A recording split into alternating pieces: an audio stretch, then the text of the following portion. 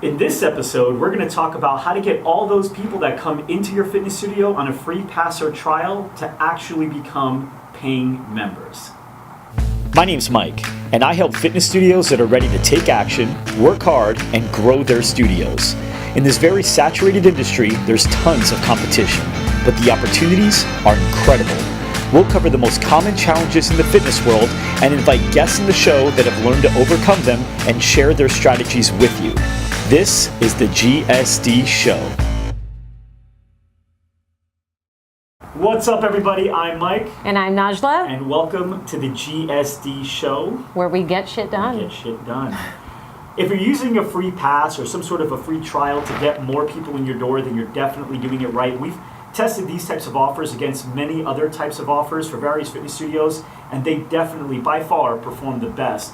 But just getting them through your door is really just the first step. Yeah. If you're not following through and executing a stellar sales process after, then you're really just giving stuff away and cluttering your business. So today, Najla Kayam from SickFit decided to join us and really help us out because she crushes it in this department. So welcome to the show, Naj. Thanks, Mike. I know we wanted to talk a little bit about, what happens once that lead hits our inbox, right? Mm-hmm. So what's that process? And I think that it's important to stay relevant and to stay timely, no matter what your process is. Everybody's going to have a little bit of a different, idiosyncrasy or a different twist in their business because every business is a little bit different.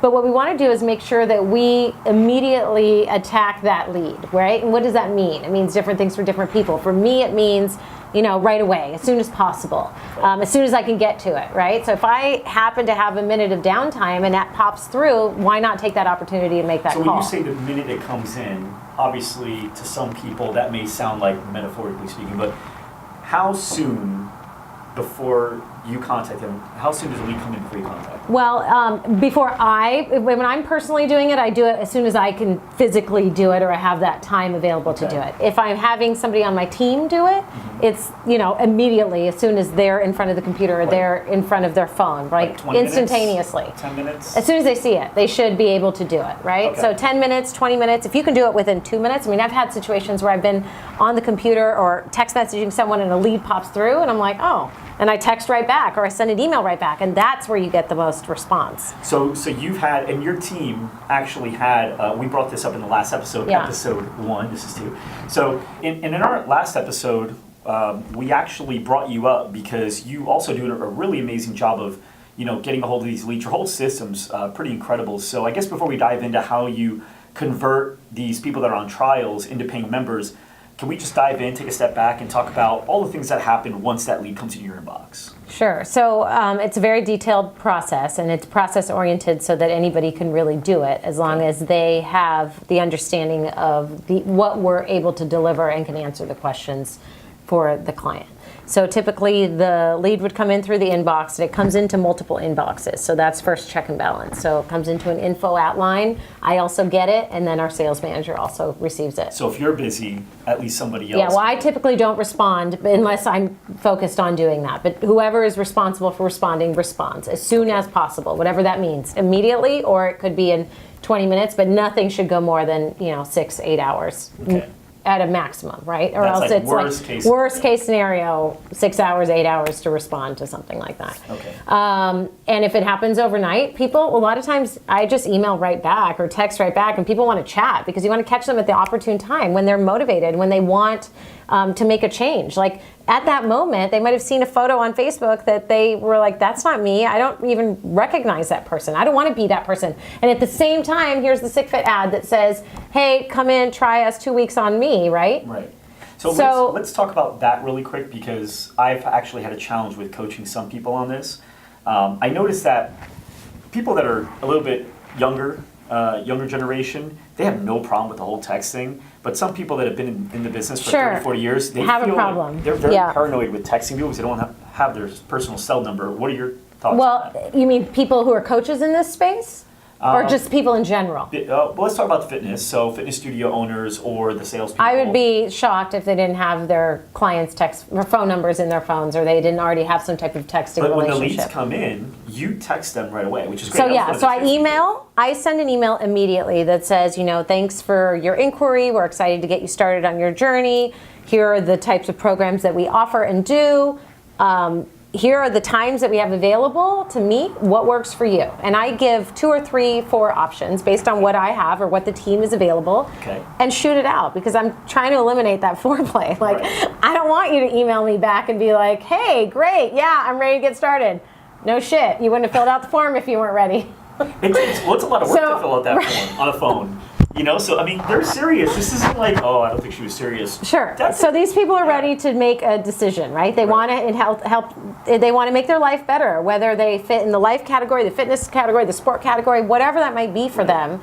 And for everybody, it's different. But at that point in time, they're ready to make a change, whatever that might be. Whether it's to run a marathon, or to hike the Grand Canyon, or to lose 20 pounds, or to get in shape for their 20-year reunion. Like, they have a reason, and you want to be that source for them and help facilitate that. Well, why aren't you nervous about texting people? So hold on. So I email right away, because they came through the internet, right? Came into my inbox. So I send them an email and I say, if it's evening, I customize it obviously with their name and their information, but I say, I'll call you in the morning. And then I really call them in the morning. Like, I don't just say I'll call you tomorrow and then not happen.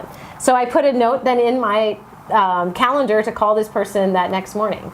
If it's during business hours, typically I will call right away. And if I don't get, if they answer, great, we book an appointment typically.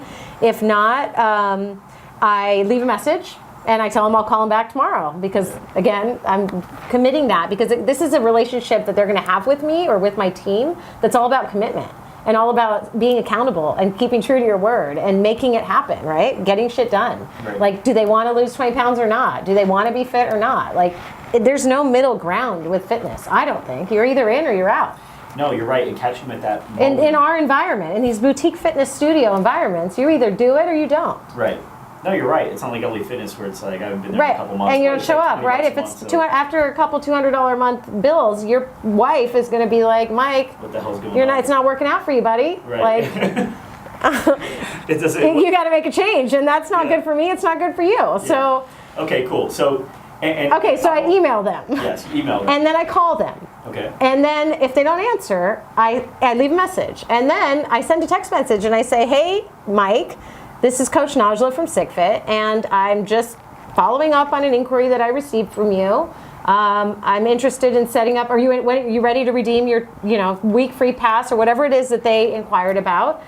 I've got these 3-4 times available. Let me know what communication works best for you. I emailed you and left you a voicemail as well. Have a great day. So and that's it. And if they don't respond via text, I like the idea. I think everything you're doing is perfect. Yeah. Obviously, you're getting a hold of everybody. Somebody's watching right now that is saying, I'm not giving anybody my cell phone number. But why aren't you afraid? Because then they just, if they don't text, they won't text you back. Right. If they're going to engage with you. So has the fear of somebody having your cell phone number and totally abusing it's the only phone number I have. Right. So I agree with you. So don't I don't answer random calls. I typically don't. Right. And I don't save all those numbers in my phone. Right. But I use it. I mean, there's also apps you can use to mask your phone. Right. And to mask your number. There's a $4.99 app you can do for a year if that's your concern. Great. Send it from that number. I know people that have text. I text. Yeah. People that text from their phone to be able to reach somebody easier, because obviously text has a much higher open rate than email or voicemail, and especially delivery time. Sure.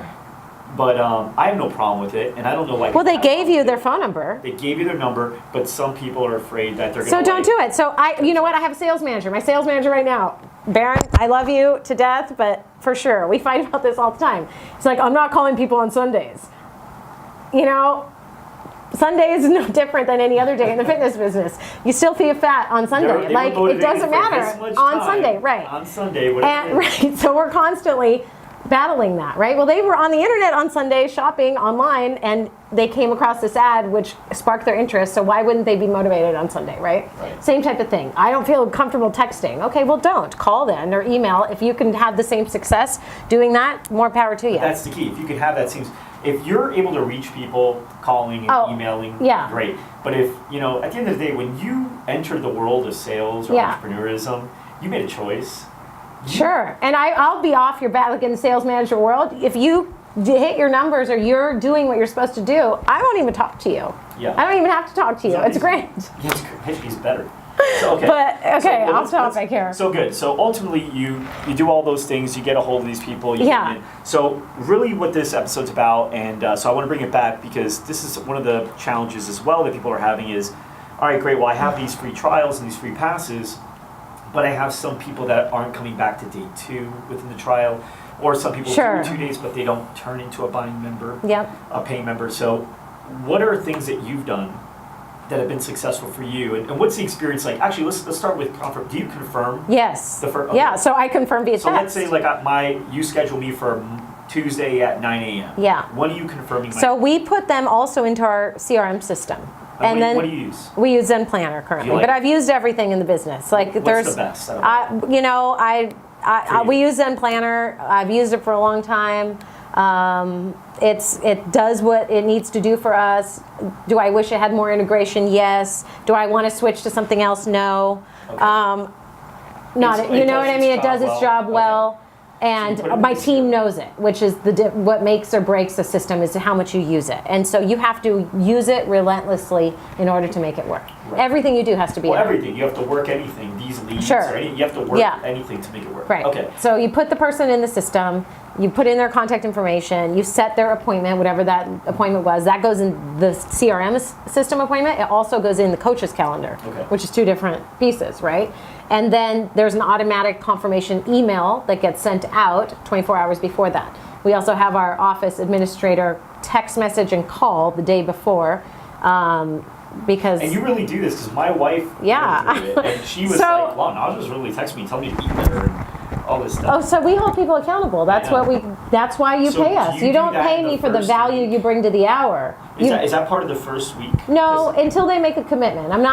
We're not pushing that hard. We're not holding them to that high standard and that accountability until they've committed. So how do you get them to want to sign up? What do you? So what we are bring some them in of for an those introductory session where Okay. they learn about us, we learn about them, and we teach them the basics of fundamentals of physical fitness, of what we're trying to achieve. We talk to them about the different programs and levels that we have available. We talk about them and their goals and their objectives and why they're here and why they're looking to make a change. And we try to figure out what the best fit and program for them is based on their athletic ability level, how much of a commitment they want to make, how much time they have, when they can work out, if they prefer to be in a group setting or a private setting. We really try to dig into what's going to set them up for success. Okay. Figure out who in their household is supporting them in the sense of if you're trying to lose 50 pounds and your husband's bringing home a pizza and going to Dunkin' Donuts on Right. Sunday, every Sunday, like that's not setting you up for success. So Right. what are the triggers in your household that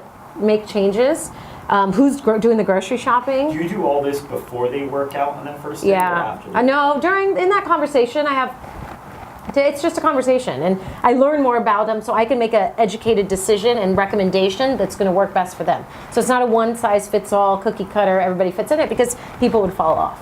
But I guess what I'm saying is, if I walked in, do you have this conversation with me and then I go work out, or do Yeah. you work out and then after it's over we talk? A little bit of both. So throughout the Throughout the workout conversation, as yeah, well. yeah. That's Not great. when you're actually 'Cause you doing do the like a physical baseline work. workout too. Yeah, we do a fitness test where we assess your physical limitations or ability level, and we then try to put you into our life fitness or sport programming so that we can better serve you based on the, modifications that we make for the fitness movements. Okay. Yeah. For your people that are on a free pass or trial, do you do stuff like measurements?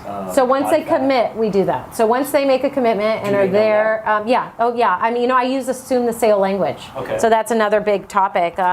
When you leave today, I'm going to take a photo of you. Before you leave today, I'm going to weigh you and measure you. This is where you're going to sign in to come to class. This is where you'll park. Like I'm assuming they're already a member. I'm not Right. treating them any different than I would, someone who's not joining. Right. So They're no somebody different. Somebody that paid from day one. Yeah. Basically. Yeah. They get Okay. treated as a current member, but they're not going to get all those perks, and they're not going to get me texting them until they're committed to the program. Cool. So something that's that I don't know if you implemented, if Yeah. you do, let me know, but I know a couple fitness studios that are successful with this one challenge of getting people to convert. What they do is they actually, as soon as they walk in, they introduce themselves to the person, but then they immediately introduce them to a loyalist. So in your case, like Jesse, right? Sure. So you would say something like, "Hey Ashley, so let me walk you over really quickly to Jesse. So this is Jesse. Jesse, this is Ashley. Yeah. So Jesse, you've been with us for how long now? Jesse will say 2 years or whatever it is, right? Like 2 years. So this is actually his first class, and I know that you probably have some questions. So Jesse, do you mind if when she works out, she's maybe along your side in the group class, just so if she has any questions, kind of lean on you, or she can watch you and your form of what you're doing? Yeah, it's totally cool. Okay, awesome. Jesse's great. You walk away from Jesse. And then what these studio owners are saying is, after they walk away, Jesse's doing all the selling without even being told to sell. Sure. He's asking, so do you work out anywhere now? No, not really. Oh, really? So how did you find this place? And tell them, so you've been working out here for 2 years? Yeah, it's awesome. You know, I got really, actually come look at my testimonial picture. Or whatever, look at my before and after. So then I start talking, and the thing is, there's a wall with the studio owner. And I know, I get it too with people that I'm looking to bring into my program. There's a wall. But if I can have them talk to a client. Peer, you know, we always talk about the coach leading, but the peer is the motivating, right? The group, right? They're the ones encouraging people. They're just like them, absolutely. Yeah, all the time. But it's more natural. It really doesn't happen because that's a setup. It really just happens that way. Like, if somebody's next to me and I'm talking to them and Jesse happens to walk by, I'm like, oh, see that testimonial photo? That's Jesse. Look at him now. That was 2 years ago. That was a year later. And look at what he looks like now. It's real life. I mean, there's no magic pill. It takes time. It takes effort. You don't have to tell Jesse what to say. No. So when I say, I don't want it to be like a setup either. You don't have to say, like, Jesse, when this happens, ask him this. You don't have to do anything. But you connect people. But that's what we do. We're a third place in general. And that's what fitness places do. Is that process working well? Absolutely. But that's just innately what we do, right? We build that sense of community and camaraderie. And it's boutique fitness. Just, I mean, all of these establishments, you know people. It's like Cheers, where everybody knows your name, right? So, yeah, exactly. Hey, Norm. Okay, so one of the things that I hear, I don't want to say some of the times, because that wouldn't be fair. From who? From other fitness businesses? Time, yes. Every single fitness studio owner I talk to, every single one says the same thing. Well, we're different. Right, which makes everyone the same, kind of, right? So, okay, I get it. But what do you think about leading with that when they've probably already heard that a few times? I hear a lot of people say they don't want to do certain offers. No, I don't even. You don't need to compare yourself to anybody. Let the actions. Let the actions speak for themselves. Do not compare yourself to anybody. Just, you don't even need to explain why you're different. Different than who? Why are you assuming they're shopping? They're not. Like most people are not. You know, you might have the onesie twosies that put that bad taste in your mouth, or they might say, "Oh, I'm shopping" or whatever. Fine, you can plead your case then and tell them why you're different.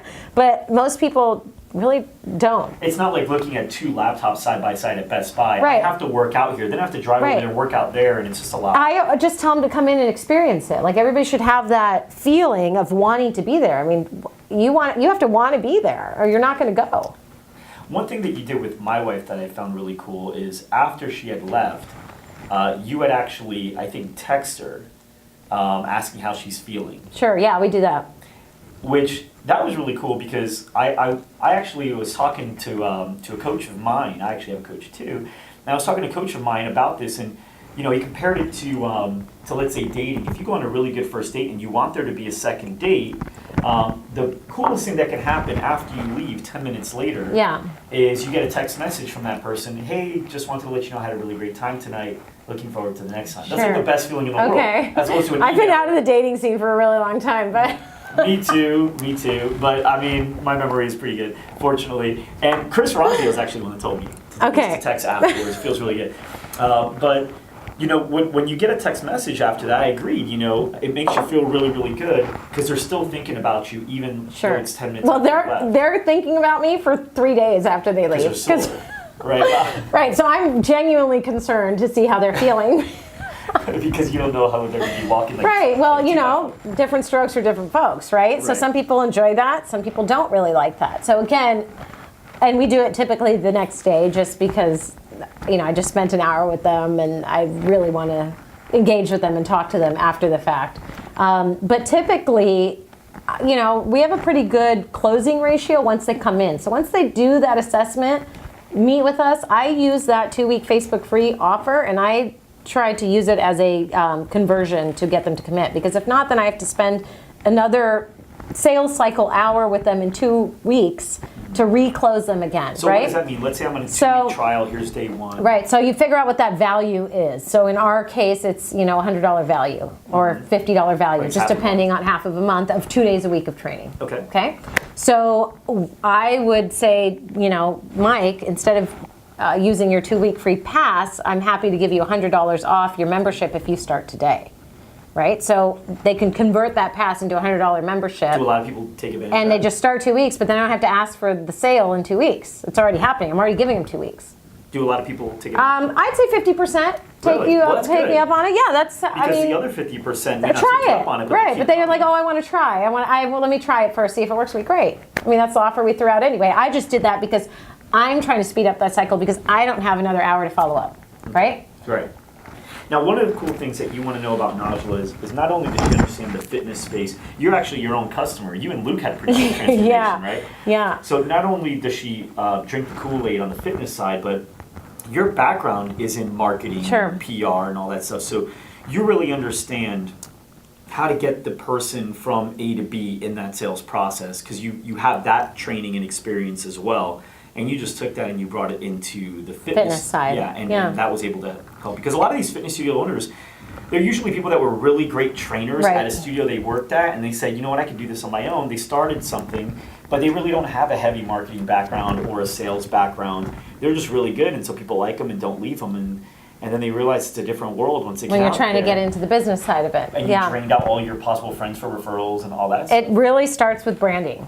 I mean, the identity, the brand that you're building, I think is, paramount and important. And then it's about treating that, the relationship that you have with that client and doing good by them and doing the right things for the right reasons, at the right time for them, that whatever's in their best interest. And that's really that spiral effect. I mean, most of our referrals or most of our clients come from internal referral sources.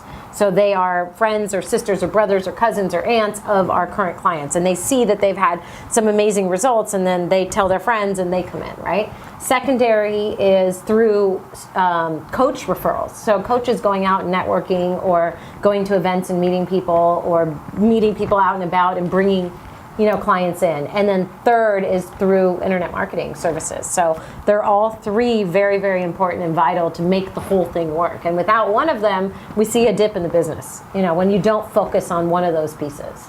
Very cool. And I'm going to ask you now while we're Sure. on the air to come back for another episode in the future because another area that you're really strong in, you're on TV a lot. Yeah. You get on TV quite a bit. So can I ask you in front of Sure. all these millions of people that are Yeah. obviously tuning in, will you come back and really help give insight to some of these people about how to really get your brand out there? Sure. Absolutely. Yeah. Would love to. Yeah. Deal. Yeah. All right, awesome. Well, guys, we're going to have the next episode 003, 3 biggest reasons to capture email addresses and what to do with them while you have them. You definitely don't want to miss that one because I think a lot of people aren't using email addresses the right way. They're really just kind of capturing them and they're thinking they just have to mass email. There is a ton of cool stuff you can do with email addresses. So tune into that episode. Thanks so much for tuning in. Najla, thanks for getting shit done and living the life, leading by example. Take care, guys.